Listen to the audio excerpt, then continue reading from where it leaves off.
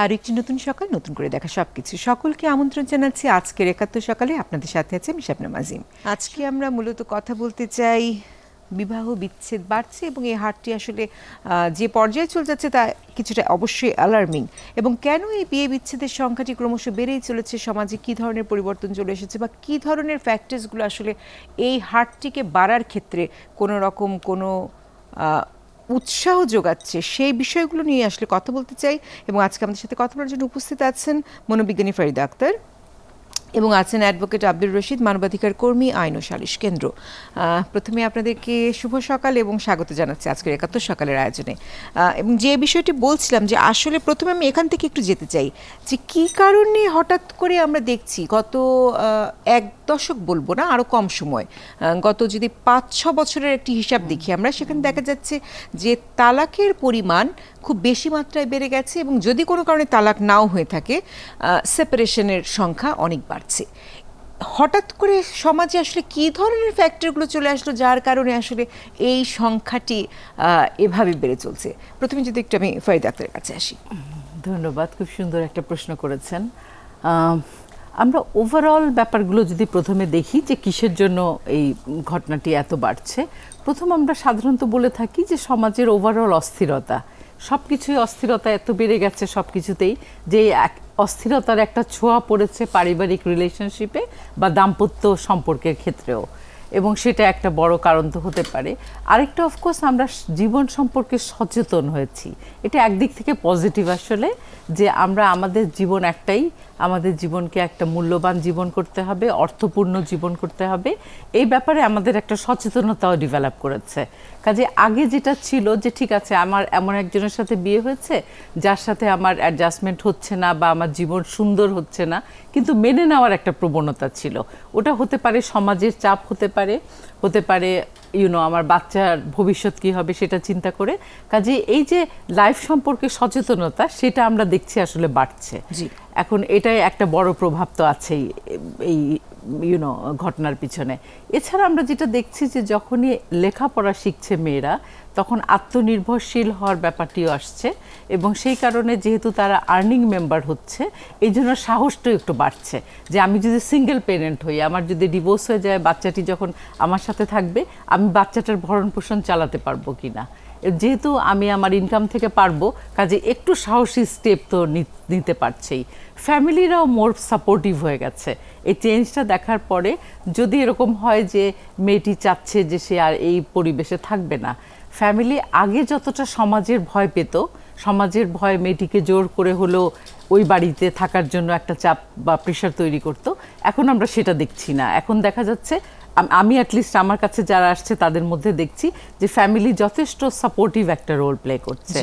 হ্যাঁ, আবার এটাও ঠিক যে শুধু যে খুব ইয়াংদের মধ্যেই ডিভোর্স রেটটা হাই তাও না, কিন্তু যদিও সাধারণভাবে আমরা বলি যে বিয়ের প্রথম 5 বছর খুব ভালনারেবল পিরিয়ড, এই 5 বছরের যদি অ্যাডজাস্টমেন্ট অনেক সময় হয় না, এবং এই সময়টাই আমরা দেখি যে ডিভোর্স বেশি হয়। কিন্তু আজকাল কিন্তু মাঝ বয়সে গিয়েও ডিভোর্স হচ্ছে, কাজে সেই রেটটাও বেড়েছে শুধু জি।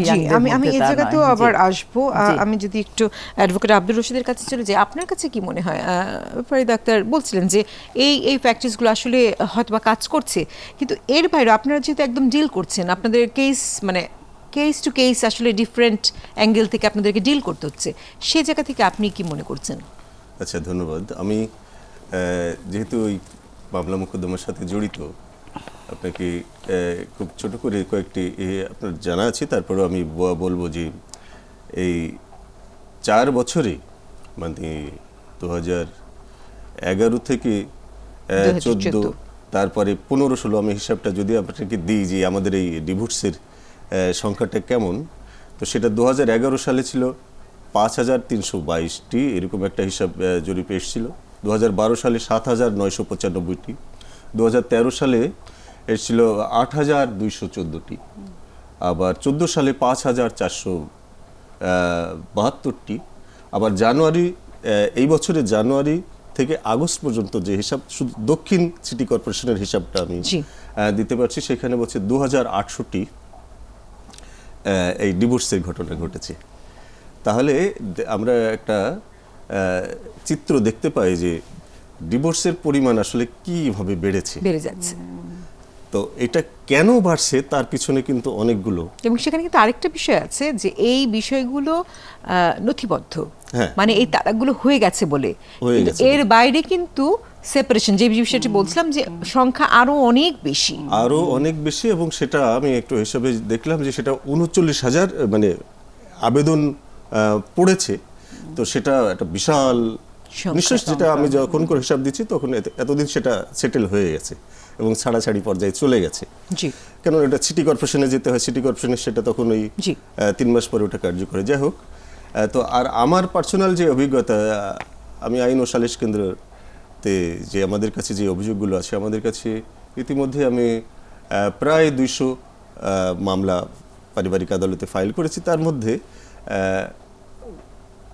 বেশিরভাগই আপনার এই ডিভোর্স এবং এই দেনমোহর, ডিভোর্সের হওয়ার পরেই দেনমোহর ভরণ নিয়ে আসে আর কি। কিন্তু মূলত ডিভোর্সের পরিমাণটা তাতে বোঝা যাচ্ছে যে ভয়াবহ আমি আকারে আপনাকে বেড়ে একটু গেছে। থামাচ্ছি, একটি ফোন চলে এসেছে। হ্যালো, জি, আসসালামু আলাইকুম। ওয়ালাইকুম আসসালাম। আমি আব্দুল লতিফ বলছি। এই আমাদের বিবাহ বিচ্ছেদ ডিভোর্সের ব্যাপারে আমার একটা মতামত হলো, বর্তমানে যে হারে আমাদের ইন্টারনেট, ফেসবুক ইত্যাদিতে সামাজিক যোগাযোগ মাধ্যমে আমরা যেভাবে বিভিন্নভাবে যে মানুষের সঙ্গে সম্পর্ক গড়ে উঠছে, এতে অনেক হাজবেন্ডরা বা অনেক ওয়াইফরা ফেথ রাখতে পারে না তাদের উপর। এ কারণে অনেক সময় দেখা যাচ্ছে ভুল বোঝাবুঝি, আর সার্ভিস হোল্ডাররা দুই জায়গায় থাকার কারণে তাদের ট্রান্সফার করে একখানে আসা অনেক সময় সম্ভব হয় না। এতে করেও দূরত্ব বাড়ছে এবং অবিশ্বাস থেকে অনেক সময় সেপারেশনের ডিসিশনে যাচ্ছে। ধন্যবাদ। আপনারা এই ব্যাপারে কিছু বলবেন? জি দর্শক, আপনাকে অনেক ধন্যবাদ। আকাশ সংস্কৃতির বিষয়টা আমি যেতেই চাই, জি, জি। তবে উনি আরেকটি কারণও বলতে চাচ্ছেন যে যদি চাকরির কারণে স্বামী স্ত্রী, মানে আসলে যদি জিওগ্রাফিক্যাল ডিস্টেন্স চলে আসে, তবে সেক্ষেত্রেও ওনার কাছে, মানে উনি বলতে চাচ্ছেন যে সমস্যাটি আসলে অনেক বেশি প্রকট হয়ে ওঠে। হ্যাঁ, আপনি কাছে বলছিলেন। থাকেন না, দূরে থাকেন, যোগাযোগের যোগাযোগ একটা বিচ্ছিন্নতা। যদি সম্পর্ক ঠিক থাকে, যদি তিনি সম্পর্ক রাখতে চান, তাহলে দূরত্বটা আসলে ফ্যাক্টরটা থাকে না তখন, যদি উভয়ের মধ্যে আন্ডারস্ট্যান্ডিংটা থাকে। ওরকম থাকে। হ্যাঁ, যখন আন্ডারস্ট্যান্ডিংটা থাকে না, তখনই এই দূরত্বটা দূর থেকে দূরান্ত, মানে অনেক দূরে চলে যায়। জি, এবং তখন কখনো সেখান থেকে কখনো ফিরে কিন্তু আনা এমনও কঠিন আছে হয়ে যে যায়। আন্ডারস্ট্যান্ডিংটা হয়ে ওঠার আগেই যখন তাদের মধ্যে দূরত্ব বেড়ে যাচ্ছে, মানে জিওগ্রাফিক্যালি, তখন কিন্তু আসলে এই সমস্যাটি মেটানো আরো কঠিন হয়ে যায়। আপনি যে বলছিলেন যে প্রায় 200-র মতো কেস আপনি ফাইল করেছেন, সেখানে যারা ডিভোর্সটি চাইছে, হ্যাঁ, কি কারণে নরমালি আসলে চেয়ে থাকে? ডিভোর্স চাইছে প্রথমত আমাদের দেশের বেশিরভাগই যেটা আমরা দেখি সেটা হলো স্বামী কর্তৃক স্ত্রীকে অত্যাচার একটা, আর একটা হলো অন্যত্র সম্পর্ক গড়ে তোলা, এটা একটা বড় ফ্যাক্টর। তারপরে যিনি ওই স্ত্রী হয়তো যে প্রথম দিকে যেগুলো ছাড়াছাড়িগুলো হয়, সেটা উনি যে ডিমান্ড বা যে চাহিদা নিয়ে এসেছিলেন তা ফুলফিল হচ্ছে না। তা ফুলফিল হয়তো হচ্ছে না দেখে উনি চাইছেন যে তার সাথে আর সম্পর্ক না রাখতে। তো মূলত অত্যাচারের কারণটা কিন্তু 1 নম্বর কারণ হিসাবে আমি বিবেচনা করি। সাধারণত আমাদের দেশের নারীরা এত সহজে ছুটে যেতে চান না বা তালাকের পর্যায়ে যেতে চান না, কিন্তু যেতে বাধ্য হন, বা ওই পরিবারে যে পরিবারে এসছেন সেই ফ্যামিলির লোকজন তাকে নেগলেক্ট করছে। সেটা করছে আবার ওই স্বামীর কাছ থেকে ইন্ধন পেয়ে। যে পরিবারের স্বামী তার ওয়াইফকে খুব সুন্দর করে গুছিয়ে সম্মান দিয়ে রাখতে চান, সেই পরিবারে কিন্তু এরকম অন্যরা করতে আবার সাহস মানে পায় থার্ড না। পার্টি যারা আছে হ্যাঁ, তারা third আসলে ওখানে party কোনো দের, রকম হ্যাঁ। কোনো ইনভলভমেন্টের সুযোগটি তখন থাকে না। আরো ফোন আছে, আমি একটু ফোনটি নিয়ে আবার আলোচনায় ফিরছি। হ্যালো, হ্যালো, আসসালামু আলাইকুম। ওয়ালাইকুম আসসালাম, শুভ সকাল।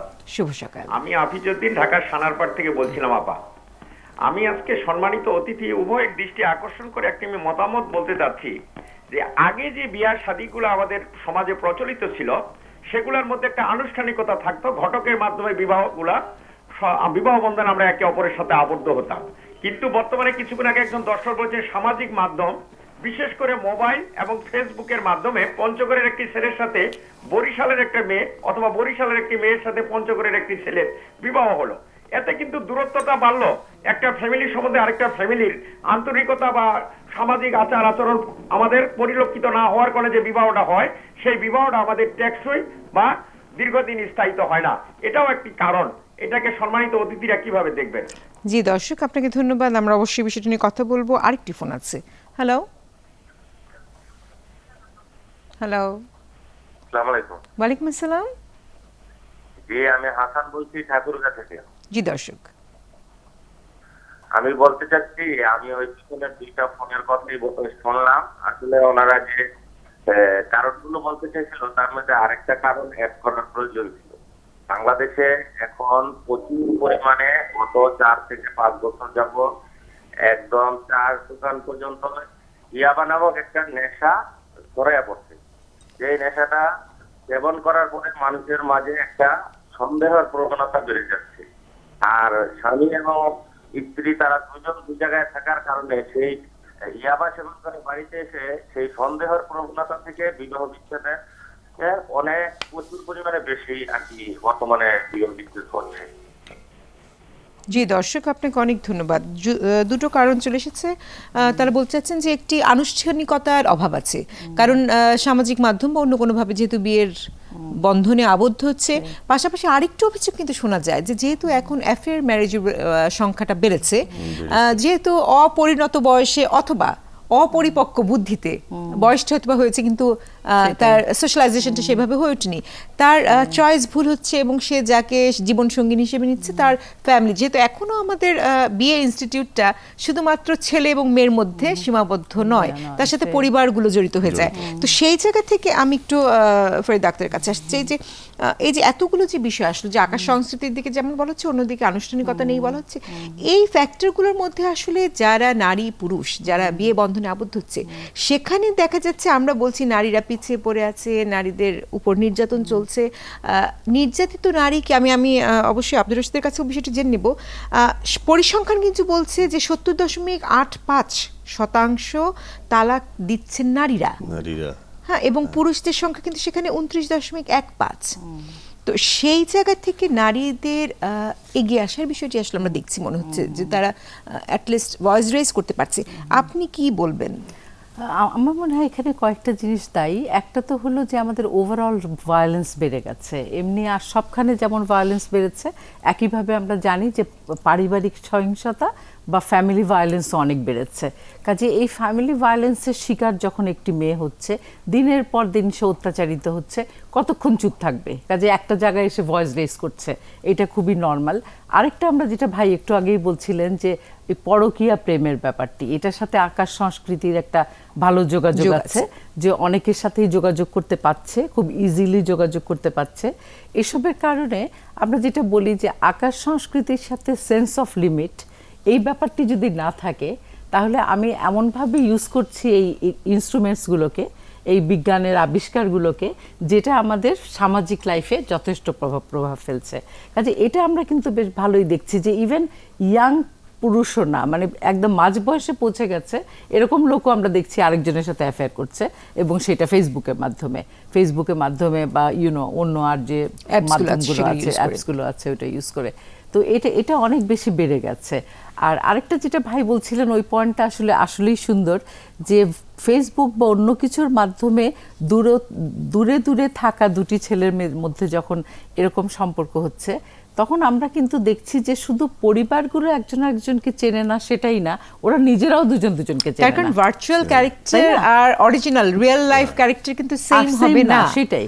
এবং তারপর এগুলোর সাথে জড়িত হয়ে যখন বিয়েতে যাচ্ছে, তখন দেখা যাচ্ছে যে প্রথমত একজনকেই ঠিক মতো জানে না, তার মধ্যে দুটো ফ্যামিলির কালচারও মিলছে না।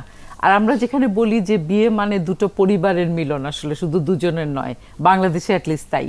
তো এই ইনলসদের সাথে থাকবে, ইনলস মানে ছেলেটি বা মেয়েটি প্রথমে ভাবছে যে এই ছেলেটি আমার জন্য যথেষ্ট, এরকম একটা ভাব নিয়ে বিয়েতে স্টেপ ফেলছে, কিন্তু স্টেপ ফেলার পর দেখছে যে না, অনেক ইনলস আছে, একসাথে থাকতে হবে, এই ফ্যাক্টরসগুলো যখন অ্যাড হচ্ছে, তখনই আর কোপ করতে পারছে না। তো এটাও একটা আছে যে প্রস্তুতির অভাব, যেটা ওনারা বলছিলেন।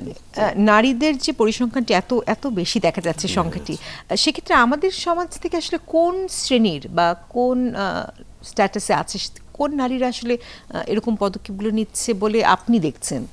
আচ্ছা, স্বপ্নের ব্যাপার এটা যে বললেন যে 70% নারীরা আসলে দিচ্ছে, আর ধরে নিলাম 70% বা 30% এরকম জি। যদি আমি ইয়ে করি, হয়তো আপাত দৃষ্টিতে মনে হয় আচ্ছা মেয়েরা কি তাহলে নারীরা কি বেশি ইয়ে হয়ে গেল যে তালাকের এই কাজটা তারা করতে যাচ্ছে?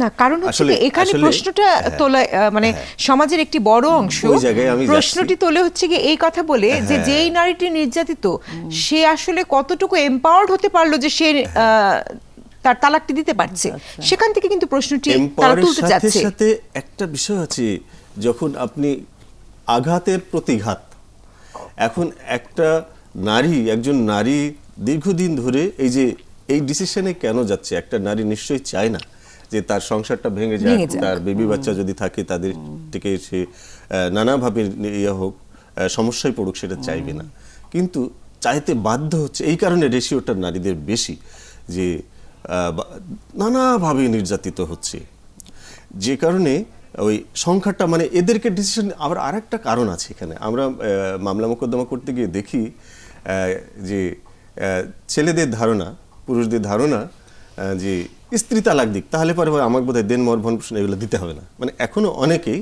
এরকম তালাক তো অদ্ভুত। দিয়েছে সে, এই কারণে মানে সে মানে হাতেতে যদিও না মারিত তারে শত মারিত ঠোঁটে, তালাকটা আমি দেবো না তুমি দাও, এরকম একটা পর্যায়ে তাকে দিতে নিয়ে বাধ্য যায়। করছে। হ্যাঁ, exactly. দেন এই রেশিওটা এই জন্য নারী দিতে বেড়ে গেছে। আর এক ভাই বলেছিলেন যে আমরা কয়েকটা বিষয় নিয়ে আনছি না কেন, যে আমরা অনেক বিষয় বলতেছি, তার মধ্যে বনিবনার বিষয়টা, সন্দেহের বিষয়টা, এই যে বলছি যে শারীরিক নির্যাতন, তারপরে স্ত্রীর সাথে মিথ্যা আশ্রয় নেওয়া, উভয় পক্ষেই এটা মিথ্যা কিছু তথ্য হয়তো কিছু গোপন করার যে প্রবণতা, আবার পরকীয়া, মাদকাসক্তি, প্রতিশ্রুতি দিয়ে সেটা না রাখা, তারপরে আসছে শারীরিক অক্ষমতা, একটা বিষয় আমাদের থাকছে, সেটাও কিন্তু একটা গুরুত্বপূর্ণ জি, ফ্যাক্টর। এবং এখানেও কিন্তু পরিসংখ্যান ভয়াবহ। দেখা যাচ্ছে আগের তুলনায় সেই বিষয়টা অনেক বেড়ে গেছে। সেগুলো নিয়ে একটু কথা বলতে চাই, তবে বিরতি নিতে হবে। তবে যাবার আগে বোধহয় একটি ফোন আছে, ফোনটি নিয়ে যাই। হ্যালো হ্যালো হ্যালো, জি দর্শক, জি আসসালামু আলাইকুম। ওয়ালাইকুম আসসালাম। কুষ্টিয়া থেকে আক্তার বলছিলাম। জি বলুন। আমি প্রশ্ন করতে চাচ্ছিলাম যে সংস্কৃতির যে পরিবর্তন হচ্ছে, নারীর ক্ষমতায়ন বা নারীরা শিক্ষিত হচ্ছে, চাকরিজীবী হচ্ছে, স্বাবলম্বী হচ্ছে, যে কারণে দেখা যাচ্ছে আগে একটা মেয়ে বিয়ে করেও বা সংসার করেও তারা সারা জীবন নির্যাতিত হয়েও মানে বিচ্ছেদ করতে পারতো না, বের হয়ে আসতে পারতো না, কিন্তু তাকে মেনে নিতে হতো বা সেই সংসার করতেই হতো। এখন এই নারীর ক্ষমতায়ন বা চাকরিজীবী, এই কারণে কি বাড়ছে কিনা এই বিবাহ বিচ্ছেদগুলো? আপনি একটি বিষয়ের কথা বলছেন যে শারীরিক অক্ষমতা, এই অভিযোগটি ইদানিংকালে বেশ কমন হয়ে গেছে। যদি পরিবারের কাছে বলা হয়ে থাকে এরকম একটি বিষয়, তখন বলা হয় এটা হচ্ছে কি ফ্যাশনে পরিণত হয়েছে, বেশি বোঝে, এরকম বেশ কিছু কথা বলে এটাকে মানে একরকম সোশ্যাল ট্যাবুর কারণে আটকে দেবার একটা চেষ্টা চলে, কিন্তু এটি আসলে বোধহয় প্রবলেম। আপনি আরো ভালো বলতে পারেন ফারিদা আক্তার। করে আসলে আমাদের সুযোগ খুব কম, যেটা বাস্তবতা তাকে স্বীকার করতেই হবে। ফরিদা আপা কিছু বলবেন? হ্যাঁ, যেটা বলছিলাম যে এখন আমি প্রায় দেখি যে যাদেরই ম্যারাইটাল প্রবলেম থাকে, কোনো ম্যারেজ কাউন্সিলিং করব বা করছি, সেক্ষেত্রেই খুব কমন একটা ফ্যাক্টর হচ্ছে যে তাদের সেক্সুয়াল লাইফ খুব ডিস্টার্বড। অনেকের একদম ফ্রম ভেরি বিগিনিং, অনেকের হয়তো মাঝামাঝি সময় এসে, কিন্তু তারা এটাকে খুব টাইমলি আইডেন্টিফাই করে না। এটা একটা প্রথম ব্যাপার।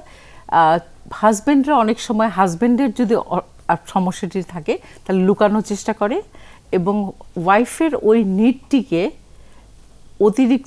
অতিরিক্ততা কিংবা একটা বিকৃত নিড এভাবে দেখানোর চেষ্টা করে, এবং এরকম একটা যুক্তি দেওয়ার চেষ্টা করে যে আমাদের যথেষ্ট অনেক দিন বিয়ে হয়ে গেছে, কাজে আমাদের নিডটা থাকতেই হবে, এমন কোনো কথা নেই। কিন্তু আমরা বলি যে বেশিরভাগ সমস্যা ওই বেড থেকেই তৈরি হয়। যখনই অতৃপ্তি থাকবে, যখনই ডিপ্রাইভেশন থাকবে, সেক্সুয়াল ডিপ্রাইভেশন থাকবে, তখন দেখা যায় অন্য আবেগগুলো সেটার দ্বারা তাড়িত হয়, সমস্যাগ্রস্ত হয়, এবং তারপর যেটা হয় যে কোপ করার অ্যাবিলিটিটাই কমে যায়। কাজে সেটা কিন্তু একটা বড় সমস্যা দেখছি আমরা আজকাল। কাজে একদম টাইমলি যে ট্রিটমেন্টে যাবে এবং সেটা ট্রিটমেন্টটা করে একটা নর্মাল লাইফে ফিরে আসবে, এই নিডটি বোঝা খুবই দরকার। পাশাপাশি যদি বুঝেও থাকে, তারা কি আসলে খুব বেশি আগ্রহী হয়? আমরা কারণ দেখছি না এখানেও খুব বেশি কিন্তু আগ্রহী হয়। একরকম নীরব নির্যাতন নারী সহ্য করে Exactly, যাচ্ছে। exactly, এবং এটা exactly. সে যদি ওপেন হয়, মুখ খুলে, তখন কোনো তো নারী, নারীটি খারাপ। তো তাকে এরকম ভাবে ট্রিট করা হয় যে এই লেডি বোধহয়, এই নারীটি বোধহয় সুবিধার নয়, সে এইসব হ্যাঁ। বিষয় নিয়ে কথা বলছে, এইসব In-laws-রা বিষয়ে। সবাই হ্যাঁ। খুব খারাপ দৃষ্টিতে যদিও দেখে। এটা একটা লজ্জাকরও বটে অনেক ক্ষেত্রেই, কিন্তু এটা তো বাস্তব, যেখানে বাস্তবতাকে ওভারকাম করে জি, সহ্য এবং করে আমি আমার কাছে যাওয়াটা এরকম কেসও আছে, যেই কেসে বলা হচ্ছে যে যদি সম্ভব হয় না এরকম ক্ষেত্রে। বক্তব্য দেওয়ার কারণে ইনলস থেকে বলা হয়েছে যে এই মেয়ে এরকম কথা বলে কিভাবে, সে তো ভালোই না, যে বিষয়টা আমরা বলছিলাম, চরিত্র নিয়ে প্রশ্ন ওঠে চরিত্র নিয়ে তখন। প্রশ্ন উঠে যায়। পাশাপাশি এর সাথে আসলে আকাশ সংস্কৃতি বা এই যে প্রযুক্তির ব্যবহারের কথা বলা হচ্ছে, এর কি কোন রকম, বা পর্নোগ্রাফি, এর কি কোন রকম কোনো সম্পর্ক আছে কিনা, এটা আমি জানছি। তো একটা ফোন নিচ্ছি। হ্যালো হ্যালো, ফোনটি খুব সম্ভবত কেটে গেছে। জি, হ্যাঁ, এখানে এই যে ফোনে কথা বলা, তারপরে চ্যাটিং করা, তারপরে ওই যে কি বলে ফেসবুক নিয়ে চ্যাটিং করা, এবং নানান এখন সব নানান সব বের হয়েছে প্রযুক্তি। তো সেখানে তারা এটাকে মূল টার্গেটটাই, আপনি একজনের সাথে পরিচয় হচ্ছে, কিন্তু মূল টার্গেটটা বোধহয় ওদিকে লক্ষ্য করে একটা যোগাযোগ স্থাপন করে। এবং যারা এইরকম বেশিরভাগ করে থাকে যাদের সংসার জীবনে যারা স্বস্তিতে নাই, হ্যাঁ, নানান রকমের সমস্যার মধ্যে যাচ্ছে, তখন একটা আশ্রয়স্থল খুঁজতে চায়। একটা গ্রুপ আছে যারা হয়তো একটা আশ্রয়স্থল, হয়তো কথা বলতে চায়, দেখা করতে চায়, বা এই যে ফেসবুকে চ্যাটিং করতে, এইভাবে করে তাকে হয়তো নিজেকে একটু মানে সামলানোর চেষ্টা করে। কিন্তু এই সামলানোর পর্যায়টা আবেগ একটা বড় বিষয়। মানুষ তো আর যন্ত্র নয়, এটা আবেগ এবং এই যে অনুভূতিগুলো তখন জাগ্রত হয়। এবং এই যে এইটা এক পক্ষ যদি এরকম করে, আরেক পক্ষ এটা অসন্তুষ্ট হয়ে যায়, ও কেন এতক্ষণ ধরে ফোনে কার সাথে কথা বলছে, ও কেন তো ফেসবুকে নিয়ে বসে আছে, মানে তখনই একটা সন্দেহর দানা বেঁধে ওঠে। সন্দেহটা তখন এই দুজনের মধ্যে একটা ক্লাস শুরু হয়ে যায়। জি, পাশাপাশি আরেকটি অভিযোগও কিন্তু আছে যে এই আকাশ সংস্কৃতি যেটা বলছি, তার একটি প্রভাব যেমন আছে, পাশাপাশি যে অ্যাপসগুলোর কথা বলছি বা সোশ্যাল মিডিয়ামগুলো বলছি, তার মাধ্যমে যোগাযোগের কারণে বিচ্ছেদের সংখ্যা বাড়ার ক্ষেত্রে আরেকটি জায়গা যে অ্যাড্রেস করা হচ্ছে, তাই সেখানে বলা হচ্ছে যে যারা এর মধ্যে জড়িয়ে পড়ছে, যে এই সব মিডিয়াম ইউজ করে যারা আসলে তাদের একরকম নিড ফুলফিল করছে, তারা বলছে আমরা তো আসলে ফিজিক্যালি তাদের সাথে কোনো রকম মিট করি নাই, কাজে আমি তো আসলে কোনো অন্যায় করি না, এর মধ্যে কোনো গর্হিত পাপ নাই, সংসার কেন ভাঙবে অথবা স্ত্রী কেন বুঝবে না।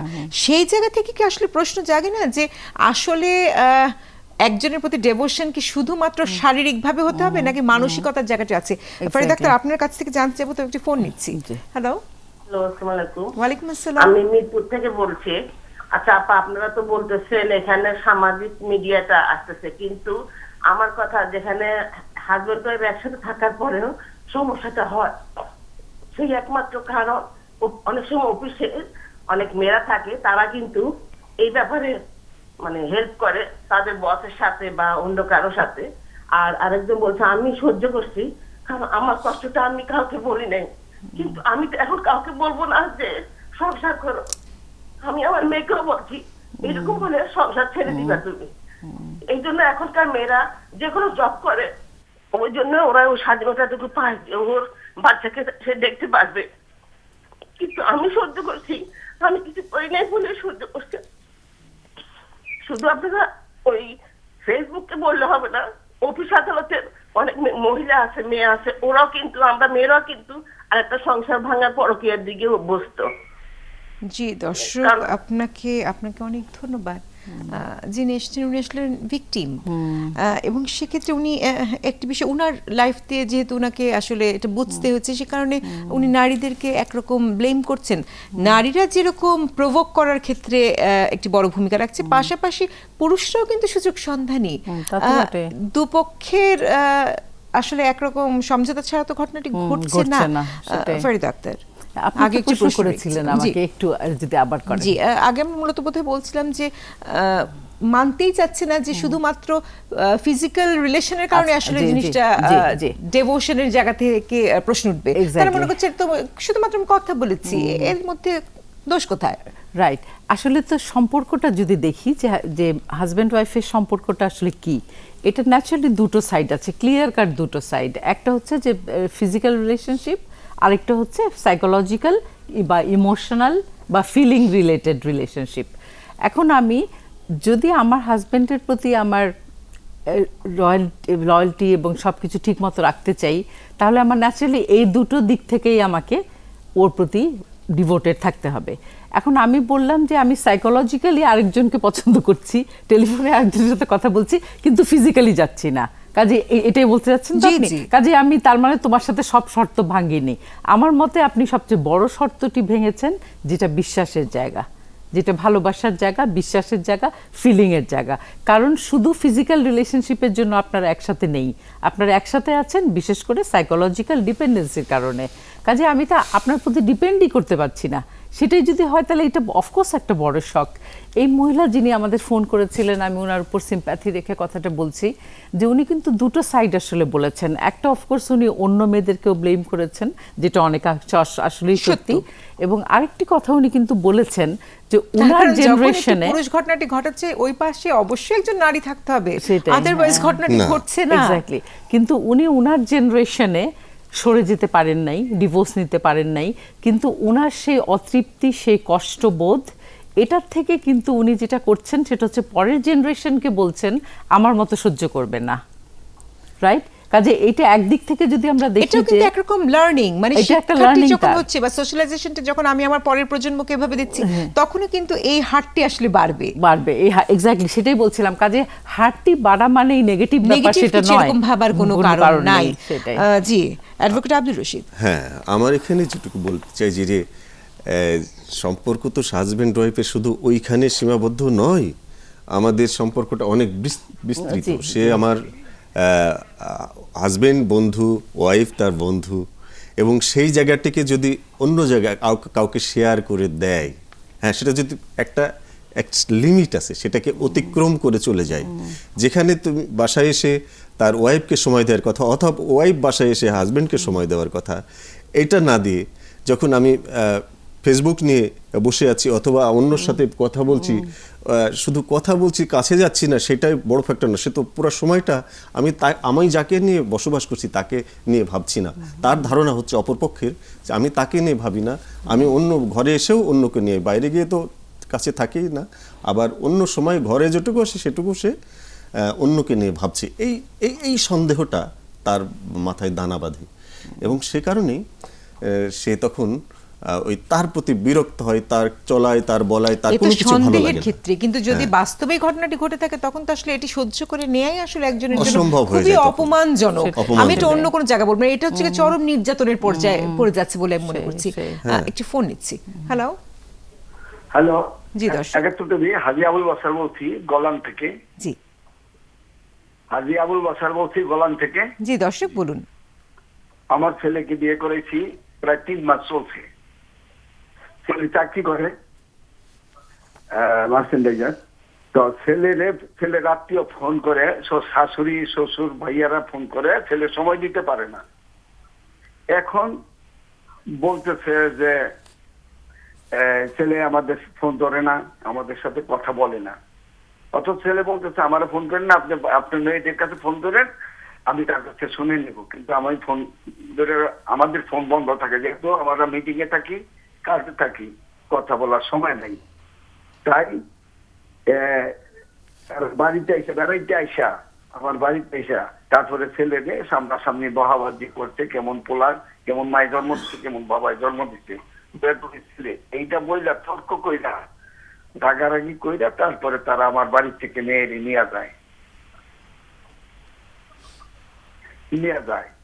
কিন্তু এখন বলতেছে ছেলে যদি বলে তাইলে মেয়েকে দিবে, নাইলে মেয়েকে দিবে। এইগুলা মাছ সামানা কিন্তু সবকিছু জোর করে হাতে গাড়ি নিয়ে আইসা তারা জোর করে নিয়ে আসতে গেছে।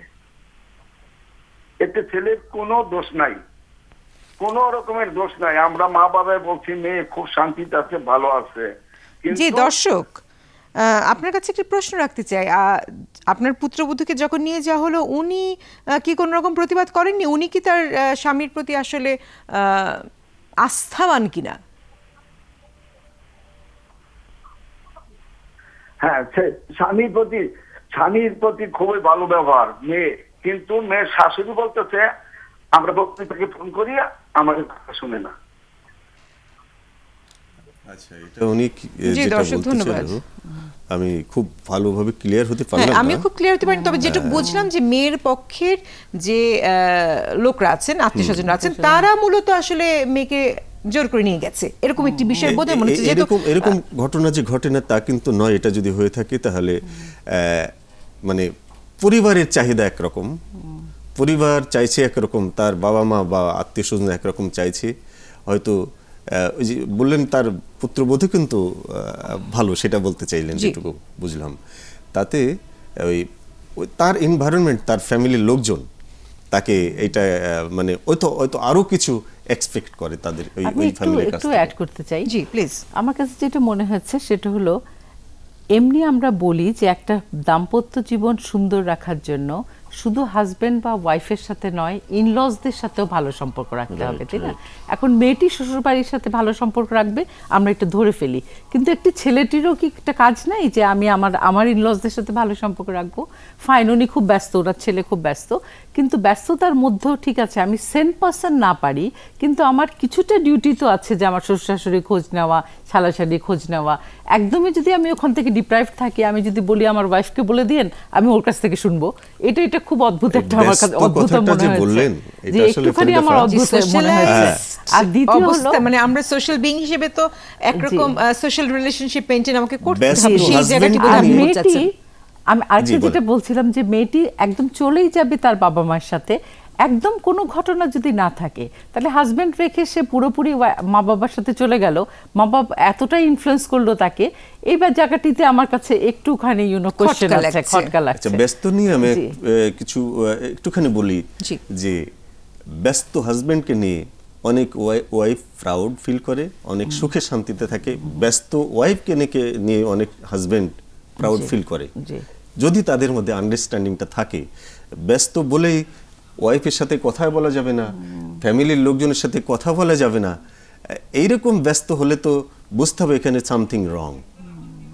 এই ব্যস্ততার মাঝে সামথিং রং ঢুকে গেছে, এটা আমাদের 24 ঘন্টার বিশ্বাস করতে মাঝে হবে। আমি একটি ঘন্টাও বের করতে পারবো না, একটি হয়তো ঘন্টা, বা সেই 5-10 একটি মিনিট তার ঘন্টা, সাথে কথা বা বলতে আমি পারবো তো না, আমি তো এটা ঘুমাতেও কোনো আসি বাসায়, কথা নয়। আমি বাড়িতে যখন ঘুমোতে যাচ্ছি, ঠিক আছে আমি কথা বলতে পারি না, আমি খুব টায়ার্ড, কিন্তু আমি যে টায়ার্ড সেটা যদি আমার পার্টনার ফিল করে, তাহলে সেখানে তো আসলে Of course. একরকম আন্ডারস্ট্যান্ডিং আছে, সেই।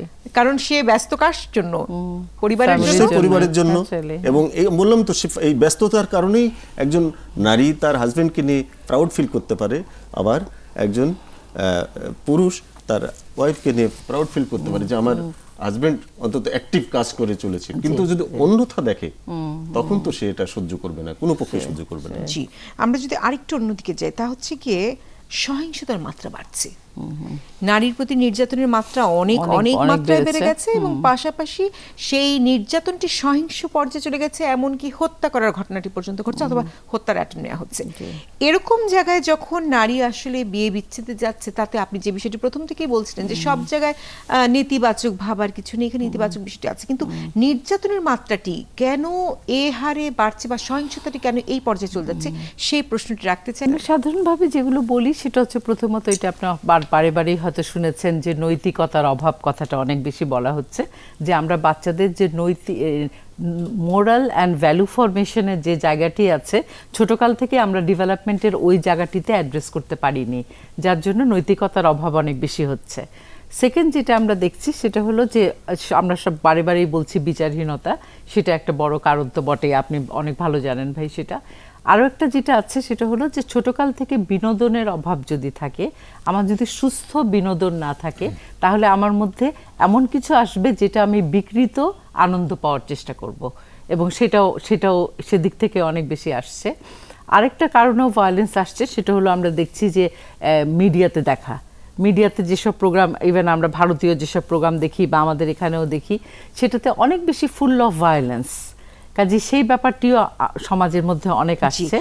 যে বিষয়গুলো বললেন যে অবদমন, রিপ্রেশনের যে বিষয়টা আছে, এবং একই সাথে যে টেলিভিশন, বিভিন্ন চ্যানেল বারবার বলছি যে আকাশ সংস্কৃতির যুগে, সেই জায়গাতে আমি আলাদাভাবে কথা বলছি। তার আগে একটু আমি অ্যাডভোকেট আব্দুর রশিদের কাছে জানতে চাই যে আপনার কাছে যেরকম কেসগুলো আসছে বা আপনারা যেরকম মানে হ্যান্ডেল করছেন, সেখানে কি ধরনের ভায়োলেন্সগুলো আসলে আপনারা দেখে থাকেন? এখানে যে ভায়োলেন্সগুলো আসে ম্যাক্সিমামই নির্যাতনের চিহ্ন নিয়ে আমাদের কাছে প্রথমত আসে। তার মানে তাদেরকে শারীরিকভাবে আসলে আঘাত করা হচ্ছে। আঘাত করা হয়। আমরা এতক্ষণ যেটা বলছিলাম যে অনেক মানসিক প্রেশারের কারণে এটা হয়, তার পাশাপাশি শারীরিক নির্যাতনটা চরম আকার ধারণ করেছে। এমন কোনো কেস নাই যেখানে ওই ভিকটিম পক্ষ নারী এসে বলছে না যে আমাকে স্বামী নির্যাতন করেনি।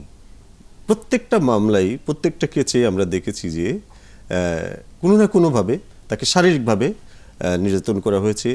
ম্যাক্সিমাম ক্ষেত্রে অ্যাসল্ট করে তাকে মারধর করে হসপিটালাইজ করা হয়েছে। রিসেন্ট একটা মামলা এসছে আমার কাছে যে তার হাজব্যান্ড সামান্য কারণে অনেক বোধহয় 35 বছর তাদের দাম্পত্য জীবন, তারপরও স্বামীর নির্যাতন, এবং সে এমনই নির্যাতন যে একটা কোপ দিয়ে হাতের আঙুল কেটে দিয়েছে। কি ভয়ঙ্কর! হ্যাঁ, তো এরকম কোনো কোনো ক্ষেত্রে ঘুষি মেরে চোখে ক্ষতি করে দিয়েছে, এবং খুব এডুকেটেড পারসন, আমি বলবো না সাধারণ মানুষ জানে না শুনে, খুব হাইলি এডুকেটেড কোয়ালিফাইড। আমরা ঢাকা বিশ্ববিদ্যালয়ের শিক্ষককে রুমানা আপাকে আমরা দেখেছি যে কিভাবে টর্চারের শিকার হয়েছিলেন তিনি। এবং এই নির্যাতনগুলো আমরা তো দেখতে পাই না যে স্ত্রী এইভাবে নির্যাতন করে হাজবেন্ডকে পাঠিয়েছে, এরকম দেখতে পাই না। কিন্তু স্বামী স্ত্রীকে এইভাবে নির্যাতন করে দিয়েছে, এবং শেষমেশ ডিসিশন তো একটাই থাকে, সম্পর্ক যখন টিকে না হয়তো ছাড়াছাড়ি হয়ে যায়, পরে শেষমেশ এটা নিয়ে মামলা মোকদ্দমা হয়। একটা দিক নিয়ে আমার মনে হচ্ছে আমি আপনাকে একটু থামালাম। হ্যালো হ্যালো, জি দর্শক। হ্যালো, জি দর্শক, হ্যালো, আসসালামু আলাইকুম। ওয়ালাইকুম আসসালাম। হ্যালো, আমি হ্যালো, জি দর্শক, আমরা শুনতে পাচ্ছি, আপনি বলুন। আমি বলতেছি, আমি একটা বিশ্ববিদ্যালয়ের প্রফেসর বলছি। জি দর্শক, আপনি যদি একটু আপনার টেলিভিশনের ভলিউমটি মিউট করে দেন। আচ্ছা, মিউট করে দিয়েছি আমি। আমি বলতেছি যে আমি ইউনিভার্সিটিটার নাম বলতেছি না, হ্যাঁ। তো ঘটনা হলো যে এই ইউনিভার্সিটি পর্যায়গুলো দেখা যায় যেগুলো ম্যাডাম আছে, বেশিরভাগ ম্যাডামই ডিভোর্স, বুঝছেন। ইউনিভার্সিটি মানে অধিকাংশ ম্যাডাম যারা আছে তারা ডিভোর্স ম্যাডাম। তাই ইউনিভার্সিটি টিচাররা হয়তো ডিভোর্স করছে। লেখাপড়ার সাথে শিক্ষার সাথে সাথে শিক্ষাও যেরকম বাড়তেছে, উচ্চ শিক্ষাও বাড়তেছে, ডিভোর্সের পরিমাণও বাড়তেছে। তো এই জিনিসটা আমার সমাজে দেখা যাচ্ছে আর কি।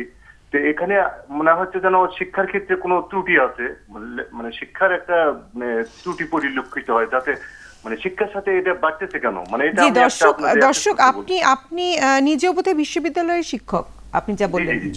জি, আমি আপনার কাছে প্রশ্নটি রাখতে চাই। শিক্ষা মানুষকে মুক্ত চিন্তার দিকে নিয়ে যায়। যদি নারী বুঝতে পারে সে ডিপ্রাইভেশনের শিকার, সে ভায়োলেন্সের শিকার, অথবা তার যে চাহিদা সেই চাহিদা অনুযায়ী কাজ হচ্ছে না, তখন সে যদি এরকম ডিসিশন নেয়, তাহলে কি সেটা শিক্ষা দায়ী নাকি শিক্ষা সহায়ক? আপনার কাছে আমি প্রশ্নটি রাখলাম, নিশ্চয়ই আপনি ভেবে দেখবেন।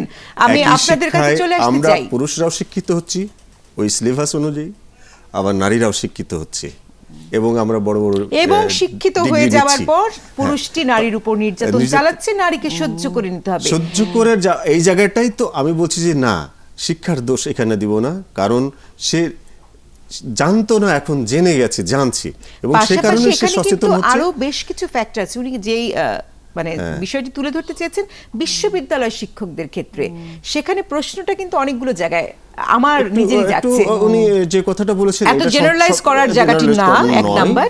দ্বিতীয়ত হচ্ছে কি শিক্ষা তাকে মুক্তি দিচ্ছে, পাশাপাশি তার অর্থনৈতিক স্বাধীনতার জায়গাটি তৈরি করছে। সবচেয়ে বড় যে বিষয়টি, আমার সোশ্যাল স্ট্যাটাস যখন থাকছে, তখন কিন্তু আমি আসলে সোসাইটির সাপোর্ট পাবো, হ্যাঁ। এবং বিশ্ববিদ্যালয়ের শিক্ষক আসলে সেই স্ট্যাটাসটি হোল্ড করে বলে তিনি আসলে একরকম প্রিভিলেজ গ্রুপের মধ্যে পড়ছেন। তিনি একটি পদক্ষেপ নিলে তার আসলে অনেক ফ্যাক্টরসকে চিন্তা করতে হয় না বলে আমি মনে করি, যদি আমি ভুল না করতে। ফরিদ আক্তার। জি জি, এক্স্যাক্টলি। আসলে যেটি হয়তো উনি বলতে চেয়েছেন, আমি সাইকোলজিস্ট হিসেবে যেটা দেখি, এটা হচ্ছে শিক্ষাকে যদি বিশ্লেষণ করি, তাহলে একটা তো হচ্ছে যে আমি কোনো একটা টপিক রিলেটেড বা সাবজেক্ট রিলেটেড জ্ঞান হচ্ছে আমার, কিন্তু আমার আরেকটি জিনিসও কিন্তু হতে হবে, সেটা হচ্ছে আমার proper development of my personality. এবং সেটার মধ্যে দুটো ইম্পর্টেন্ট ব্যাপার পড়ে, একটা হচ্ছে রিলেশনশিপ স্কিল এবং আরেকটা অফকোর্স হচ্ছে কমিউনিকেশন অনেক কিছুর মধ্যে। এখন তার মানে একটা শিক্ষিত মানুষ হিসেবে আমাকে এটা শিখতে হবে যে আরেকজনের সাথে কিভাবে ভালো সম্পর্ক রাখা যায় এবং দাম্পত্য জীবন আমি কিভাবে সুন্দর করতে পারি। Right. এই ব্যাপারটি যদি আমরা শিখতাম নারী পুরুষ দুজনেই, তাহলে আমরা একটা সুখী সুন্দর ফ্যামিলি করতে একটা পারতাম। সম্মিলিত প্রয়াস, জি, এখানে এটাকে এক একটা পক্ষকে দায়ী করা যাবে না। পাশাপাশি আরেকজনকে এখন খুশি এখন করার কোনো আমাদের সুযোগ শিক্ষা নেই। ব্যবস্থার মাঝে কিন্তু জেন্ডার সেনসিটিভনেস ক্রিয়েট করার জন্য বা জেন্ডার অ্যাওয়ারনেস ক্রিয়েট করার জন্য কিন্তু অনেক রকম কার্যক্রম নেওয়া হচ্ছে। হচ্ছে, তারপরে আমরা কতটুকু আসলে খুব বেশি Address সেনসিটিভ করতে হতে পারছি বা হ্যাঁ। অ্যাওয়ারনেস ক্রিয়েট করতে পারছি, সেই জায়গাতেও কিন্তু আসলে প্রশ্ন থেকে যায়। না, আজকাল লাইফ স্কিল নিয়ে অনেক কথাবার্তা হচ্ছে, জি। কাজে লাইফ স্কিলের দিকটা যদি আমরা আরেকটু ভাবি তাহলে হয়তো আমরা পার্সোনালিটির এই জায়গাগুলোকে আরো ইমপ্রুভ করার একজন ব্যাপারে অ্যাড্রেস ব্যক্তি করতে হিসেবে পারবো। নিজেকে সে কোন পথে কি শিক্ষায় কতটুকু ডেভেলপ করেছে জি। এটাও কিন্তু নির্ভর করে এই দাম্পত্য সম্পর্ক ঠিক রাখার ঠিক জন্য। রাখার ব্যাপারে, এটা শুধু ওই পরপর পাশ দিয়ে গেলাম তারপরে যে এটার দাম্পত্য জীবন ভালো হবে এমন কিন্তু নয়। এর সাথে অনেক সারাউন্ডিংস, অনেক শিক্ষা দীক্ষা আছে যেটা নিশ্চয়ই শিক্ষিত লোকরা সেটা করেন, কিন্তু যারা করতে পারেন না এখানে তারা খেই হারিয়ে ফেলেন, জি, তখন এই আমাদের সমস্যাটা হাতে দেখা দেয়। একেবারেই সময় না, আমরা বোধহয় মিনিট দুয়েকের মতো পাবো। আমরা যদি শেষ একটু কথা বলে নেই, তা হচ্ছে কি আপনি বলছিলেন এই জায়গাতে আসলে না এলেই নয়। ডিভোর্সটি যদি নারীর দিক থেকে হয়, পুরুষরা মনে করেন যে তাহলে আসলে একরকম সেফগার্ড হচ্ছে তার জন্য, কিন্তু সেক্ষেত্রে দেনমোহরের একটি বিষয় আছে, আপনি বলছেন যে এটা তো আসলে দিতেই হবে। এই বিষয়টি যদি আপনি একটু আমাদেরকে ক্লিয়ার করে বলেন, সকলেরই জানা প্রয়োজন। আচ্ছা, এই জায়গাটা আমি একটু বলি যে অনেকেই ভাবেন কি যে স্বামী তালাক দিলে স্ত্রী হয়তো তার দিনমোহরটা দিতে হবে না, এটা একটা ভাবেন, কিন্তু একটা ভুল ধারণা। স্ত্রী তালাক দিলে স্ত্রী তালাক দিলে স্বামীকে দিতে হবে না, এই জন্য সে চেষ্টা করে স্ত্রী আগে তালাক দিক, কিন্তু এটা একটা ভুল ইনফরমেশন। ভুল আমাদের 1961 সালে যে পারিবারিক আইন অধ্যাদেশ আছে 1961 সালে, সেখানে তো পরিষ্কার বলা আছে তালাক যে পক্ষ থেকে আসুক দেনমোহরটা তার একেবারে ন্যায্য প্রাপ্ত, এখানে সেখান থেকে তাকে ডিপ্রাইভ করার কোনো সুযোগ নেই। এমনকি সেই ব্যক্তি মারা গেলেও তার যে সম্পদ রেখে যাবে সেখান থেকে তাকে দিতে হবে, এইটা একটা। আর আরেকটা হলো তালাকের এই যে ব্যাপারে হারটা বেড়ে গেছে স্ত্রীর দিক থেকে, আরেকটা কারণ আমি এখানে খুঁজে পেয়েছি, যেটা সেটা হলো যে তালাক দিয়ে দিলে তখন সে ফুলটা ক্লেম করতে পারে, তার মোহরণা হয়তো 1 লাখ টাকা আছে বা 2 লাখ টাকা আছে, ফুলটা ক্লেম করতে পারে। আর তালাক যদি না হয় 50% ক্লেম করতে পারে আইন অনুযায়ী। সেই কারণে যখন দেখে যে ছাড়াছাড়ি হয়ে গেছে আর সম্পর্ক আর টেকানোর কোনো সুযোগই নাই, তখন সে ওই স্ত্রী তালাক দিয়ে দেয় এবং ওই ফুল তার দেনমোহর যেটা আছে মোহরানা সেটা সে ক্লেম করতে পারে এবং সেই অনুযায়ী বিজ্ঞ আদালত। কিন্তু মূলত নিশ্চয়ই সে টাকাটিকোর জন্য এরকম একটি সম্পর্ক ভাঙেন না, কিন্তু এটা যায় 11th আওয়ারে শেষ মন্তব্য। আমি সবশেষে যেটা বলবো সেটা হলো আরেকটি দিক আমরা আলাপ করিনি বা সময় পাইনি, সেটা হলো টিনএজ লাভ। এই টিনএজে লাভ করতে গিয়ে আমরা দেখছি অনেকেই বাড়ি ছেড়ে পালিয়ে যাচ্ছে এবং ওই পালিয়ে যাওয়ার পর থেকে যে লাইফ কি মিজারেবল হতে পারে এটা বোঝাই যায়। আরও যেটা আছে যে না, ওই বয়সে সম্পর্ক খুব দ্রুত ব্রেকআপ হয়, আবার আরেকটি সম্পর্কে জড়িয়ে পড়ে এবং এই সব কিছু হিস্ট্রিটা তো রয়ে যায়। তারপর যখন বিয়ে হয় তখন এই ব্যাপারগুলো জানাজানি হলে সেটাই ডিস্টারবেন্সের আরেকটা কারণ হয়। আরেকটি দিকও আছে যে অ্যাডোলেসেন্ট লাভে যেহেতু খুব রোম্যান্টিকতা বেশি থাকে, সে সেরকম একটা রোম্যান্টিকতাই ঘটবে এরকম একটা দৃষ্টিভঙ্গি নিয়ে বিয়ে করে। তারপর যখন দেখে না বিয়েটা খুবই বাস্তবতা থেকে, এক্স্যাক্টলি এইসব অনেক কারণ আছে যে জন্য হয়তো সমস্যা হচ্ছে। জি, সবকিছু মিলে আসলে মানে বিষয়টি খুবই কমপ্লিকেটেড এবং কেস ধরে ধরে আসলে এগুলি চিন্তা না করলে বিষয়টি খুব মানে ঢালাও ভাবে বলে দেওয়ার কিছু নেই। তবে তারপরে আমরা চাইবো যে সম্পর্কগুলো অনেক বেশি অটুট হোক এবং বিয়ে যে ইনস্টিটিউশনটি আছে সমাজ গড়ার ক্ষেত্রে সেই ইনস্টিটিউশনটি আসলে সুন্দর মতো এগিয়ে যাক। আপনাদেরকে আবারও ধন্যবাদ জানাচ্ছি এবং দর্শকদেরকে ধন্যবাদ জানিয়ে সারা দিনটি খুব ভালো যাবে এই প্রত্যাশা রেখে আজ বিদায় নিচ্ছি। ধন্যবাদ।